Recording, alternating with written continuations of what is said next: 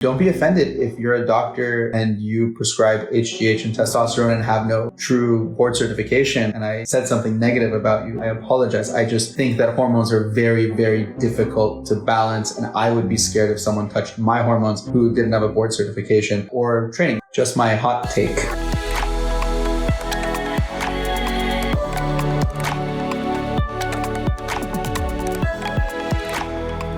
Saw a lot of patients in the office, saw about 50 people today, and the lesson of today was brought upon by people taking hormones. And I started thinking to myself, like, what the hell is going on here? What is this trend where everyone's taking hormones? It's mainly about like hair loss, which is why they see me, and they have all these other weird things going on. So I'll go over just hair loss in general and the types that we treat, and then the hormones.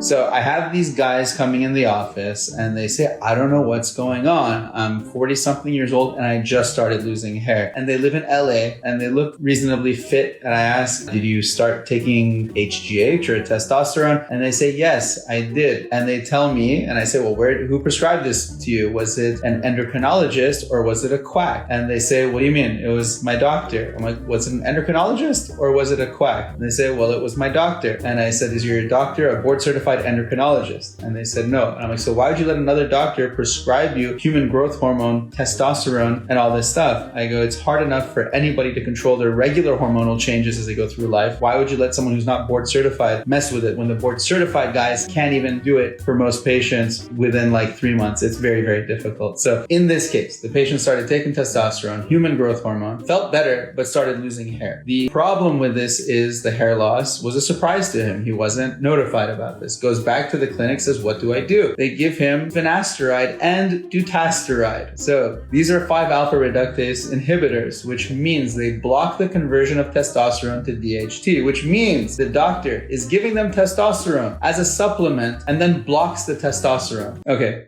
I hope everyone's confused by this. They give them testosterone and then block the testosterone. Now, an endocrinologist would not do this because they're trained. A quack might do this. There is this world now where people are prescribing hormones routinely because they tell you that your testosterone is low according to what I don't understand. These people are getting hair loss. Now, what else is happening is they may also be getting accelerated progression of cardiovascular disease. We don't know. Andre the Giant had something called gigantism, which means he had too much human growth hormone. That is what killed him early because he naturally had it from birth and he ended up getting really thick joints and his heart got thicker and heart attacks happened and that kind of stuff. So now they're giving it to people like candy, telling them it's healthy to have more testosterone because it makes you feel good because your testosterone is low. Either way, I would advise caution letting anybody prescribe you something that'll change your hormones unless they're an endocrinologist. I would see an endocrinologist and ask them, and if they agree, totally, go take testosterone. And there are people who have low testosterone and HGH, and there are people who need it, but the majority of people who are taking it do not need it, and it causes these problems like hair loss. The hair loss discussion. What do you do for these patients who are on it? They're pretty much helpless because they have testosterone attacking their hair, which we call it androgenetic or androgenic hair loss, which means your testosterone makes your hair follicles more susceptible to falling out by going into the fallout phase more frequent than the growth phase. And this is something that when it happens in a sequence in your hair over 3 months to a year, you tilt towards the fallout phase of hair rather than the growth phase, and you start to lose hair in general, lower density, thinner hair follicles, and so on. You can do PRP to try to make it better, which is platelet-rich plasma, but likely it won't help. So most people who get hair loss, like me, I've had 2 hair transplants, get it because of what we call androgenic alopecia, which means genetically we're screwed. So my dad kind of fucked me. This is from a familial trait. We don't know if it's from the mother or father, to be fair. It's from both. It's a mixed gene. And you get hair loss because your body's testosterone, for most people, tilts you in the direction of fallout. At some people, for me, it started at like 19 years of age. This can happen in women too. It is less common, however. Women who have problems with endometriosis and other hormonal problems around the uterus, ovaries, and endometrium can have that type of issue as well. However, it's much less common. When we have androgenic hair loss, your options at a young age are to take Propecia, finasteride. Finasteride is the one clinically proven medication that you can take, which fortunately we found out about through treating prostate enlargement, where you would use Proscar, a prostate enlargement pill, which is also finasteride to shrink your prostate, but these people would start having hair grow back. And so they did their clinical trials and realized that you could take 1 milligram instead of 5, and you'd get a clinical improvement in hair loss. Less than that wasn't so effective. And for people who could tolerate it, usually what happens is it slows or stops their hair growth, and then some people get regrowth of hair that was lost. The problem is that not everybody can tolerate it because it lowers their workout energy, their sexual energy, and their body just doesn't have a reserve, so they have to stop it. Other patients do fine with it. I took it for years and I did fine. It doesn't really have any known long-term negative effects that we really worry about, except for if you're trying to get someone pregnant. It decreases your sperm count and your sperm fluid levels during the time that you're taking it. So you do want to come off of it if you're trying to get someone pregnant. Finasteride for women is another option. However, it is only in a select set of women. Finasteride does not work on all women. It's for people who do have higher testosterone, again, because their androgen balance is off. And so they can actually use that, just like they would use spironolactone for skin issues, they can use finasteride to calm down hormonal imbalance in general. So some women can take finasteride, not all of them. This is like uncommon. And again, the endocrinologist would be the one prescribing that. Dutasteride is another one that's a mixed reductase inhibitor and is okay for people who can't tolerate finasteride but have no other choice and really want to take it. So dutasteride is the other one, Avodart, that people take. Beyond that, for hair loss prevention, we have PRP, which is platelet-rich plasma. If you do it according to the research studies, you have to do it once a month for 3 months, and then 3 months, 3 months, 3 months. And the reason you have to do it so much is because they weren't using real PRP. Someone who draws your blood and takes 10 milliliters of blood, takes out 5 of it and calls it PRP is probably also a quack. That's not PRP. It's plasma, not platelet-rich plasma. Platelet-rich plasma is generally considered somewhere around a 10% yield, which means you would take 120 milliliters of blood and spin that down to 12, which is a 10% yield. Regardless of the platelet count, the concentration is what really matters. That you inject into the scalp and you get an equal effect from doing one treatment. So you can do it with one treatment with some microneedling, try to be as atraumatic as possible so you don't cause traumatic hair loss from it. We've had a very high success rate. Now, to make it super successful, we added in other things. One of the other mediums we added in was nanofat. Nanofat is a solution of progenitor cells that you get from withdrawing the fat from your abdomen, turning it into a liquid, injecting that along with the PRP, and now you have nanofat PRP. And if you mix that with whole fat for the base of the scalp, we call that PHAT, fat. Pretty hot and tempting. It's actually platelet hybridized adipose therapy. So we've, with this, had a super high success rate where about 90% of patients come back and tell us that they have had their hair loss slow down or stop, and 30% of patients would see a visible regrowth of hair if you were to look at a photo. Now, this does not work for everybody. There are patients who it's contraindicated in. You cannot do microneedling PRP stimulation in somebody who has alopecia areata. Alopecia areata or alopecia totalis are issues where your immune system attacks your hair, just like patients with vitiligo. If you've seen patients with vitiligo who have regular toned skin on most of the face, but then patches of white, big patches I'm talking about, not little fungal ones, big patches, that's called vitiligo. Alopecia areata is a similar thing where the immune system goes and attacks your hair follicles, and your hair follicles can fall out in satellites, in circles. With alopecia areata or alopecia totalis, what happens when you put PRP into those areas is you stimulate the immune system even more, potentially. It doesn't happen on everybody, but you have that risk. So you have to tell these patients, PRP might not be an option for you. I might inject you with PRP and it might make you worse. Most people, when they hear that, they say, no, I don't want to do it, even if my chance is 50%, because 50% is pretty high. Not a good option for people with alopecia areata, neither is microneedling. The other option that we add to this, which I was getting at, was either exosomes or stem cells. Exosomes and stem cells are other types of bone marrow derived products or weird stuff that people sell, and they can mix them in, and exosomes seem to have not equal efficacy to nanofat, but better than A-cell, which was the other thing that we were using. A-cell is really nice. It's a powder taken from pig bladder, so it's an interesting place to get it, but it's a powder that we mix in with the PRP, and it makes PRP work a little bit better than exosome, than nanofat PRP. So nanofat PRP with fat and platelet poor plasma is what we call fat procedure, PHAT, and that works fantastic. Then we have nutritional supplements. The ones that we use are based on biotin and biotin cocktails. The best one in my experience is Nutrafol, Nutarfol, and there's men's and women's, and they have a cocktail of little stuff in there that works a little bit better. It does not stop hair loss, but it helps hair grow faster and healthier. So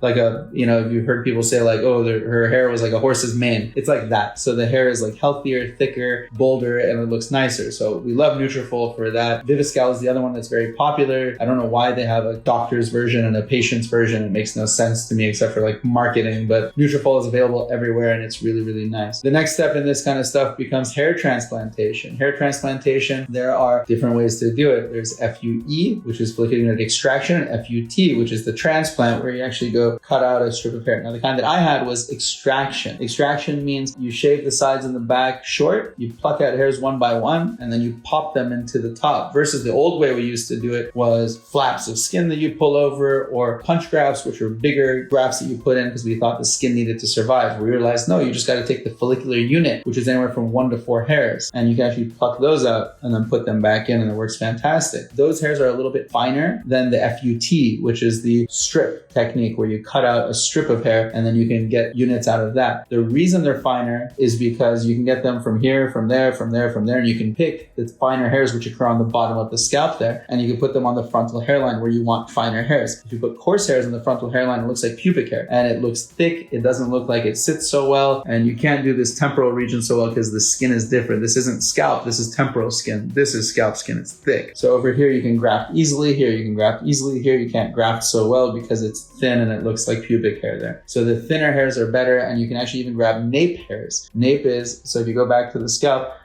stops at the occiput, which is that bone. Below that is your nape, which is your neck hairs, posterior neck hairs. Those you can take a couple without making it look patchy, and those are also great for eyebrow transplants when people do them. They're the finer hairs. Strip technique is the other technique where you actually grab the strip of hair out, take the follicles out of there and implant them. That is better for if you want more hairs, or if you're doing here and behind, because you can get more hairs out of that than you can with anything else. You can also combine the techniques and it works fine that way too. The most effective way for me for frontal hairlines is FUE, but for bigger hair procedures, you need the FUT, the strip, or you have to do 2 FUE procedures, which is fine. Cloning is the next frontier. Everyone says it's 5 years away. They've been saying this for 15 years, so that I've heard of. They always say it's 5 years away, it's 5 years away, it's 5 years away, and then Korea is always like, we have it, and Korea, can't believe Korea sometimes. So great surgeons there, but you can't believe everything you see on the videos that they put out. So it's always 5 years away. Unfortunately, it hasn't happened yet. So cloning would be incredible. The idea of cloning is you take someone's hair out and you can replicate it, then implant that. The problem with this is, how do you get something to grow from nothing and then stop it from growing more, which is what we call cancer. How it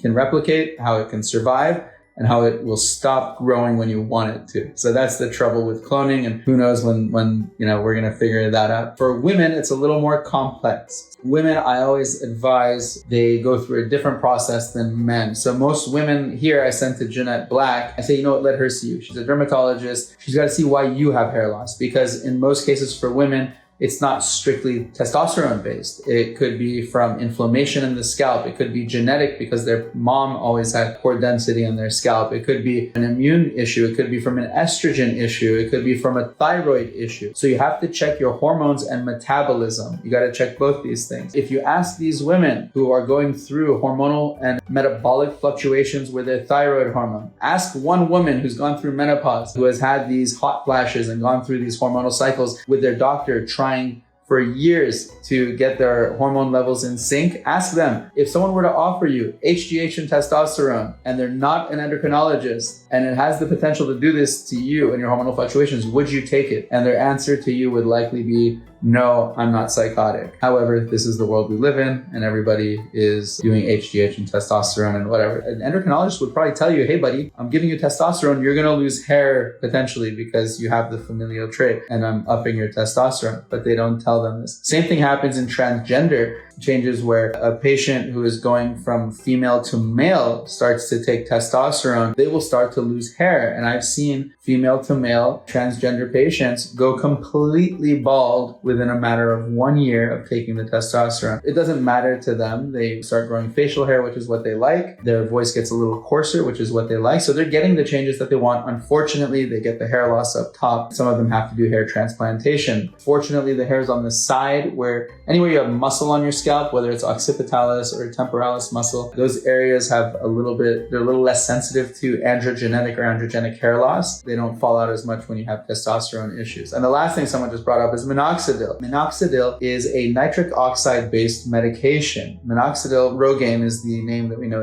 as a brand name, is a solution that comes in a 5% solution, and classically also came in a 2% for women, but that's pretty much useless. The reason they came out with the 2% for women is because women were growing facial hair sometimes when they're using the 5%, but the 2% doesn't really work so well. So minoxidil is a medication that you put on the scalp. It was initially indicated for the crown because it keeps hair in the growth phase longer. It also increases dilation of the area, so there's a little bit better blood supply, or we don't know, something like that. It's also a little anti-inflammatory because of that. It can also be inflammatory, so I take that back. It's both, because you can get someone's scalp red and irritated initially. So, but either way, it dilates the area. You can get a little bit of hair regrowth in the crown from it, and if you're taking it with finasteride as a combination, sometimes it helps this area grow as well. In women, it helps also, and interestingly, if you put it on the eyebrows, it can help. If you put it on incisions after facelift, it can help. Eyebrows, if you put on Rogaine and Latisse in a patient with brow hair loss, they can actually get thickening instead of going and trying to do a hair transplant. I always tell people leave hair transplant as like a last option for brows, because if you don't do it with the right person, it's going to look like pubic hair. Same thing. It all looks like that. It looks like armpit hair, pubic hair. It doesn't look good. Armpit hair is pubic hair. But either way, there are two doctors in LA that are really, really good at brow transplants. It's Dr. Dower and Tim Nevin, and they're both excellent at it. They do really, really fine work, and it looks great. Other doctors, it just looks like they plucked in a bunch of pubic hair. Not so great. So either way, Latisse and Rogaine work for that. Latisse for the scalp has been studied. There are forms of the prostaglandins that do work a little bit for hair loss on some people, but it's never been proven. So there are solutions that you can buy from the pharmacy that are mixes that do have finasteride. They have retin-A, because retin-A will increase the penetration of these medications. 5% minoxidil, 8% minoxidil, 10% minoxidil on some people. And they make all these like a stronger version of Rogaine. And some of them do work really, really well. But sometimes you get headaches because it ends up dropping your blood pressure, and you get headaches from that if you have a blood pressure of 110 or 100. If you use Rogaine, it'll drop it. You'll get headaches from it most likely. Otherwise, there are patients who have skin issues on their scalp, and having the inflammation there, just like eczema, can cause hair loss over time. These are issues that can't be diagnosed very easily. You just notice when someone says, you know what, I started having this inflammatory issue and my scalp's been itching and I've had hair loss at the same time. It might be a fungal overgrowth, a flora imbalance. There could be all these different things, but they got to go see a dermatologist like Jeanette Black, who can look at the scalp and say, you know what, I'm a dermatologist and I know hair, and they give you a good option. So let's go through some questions.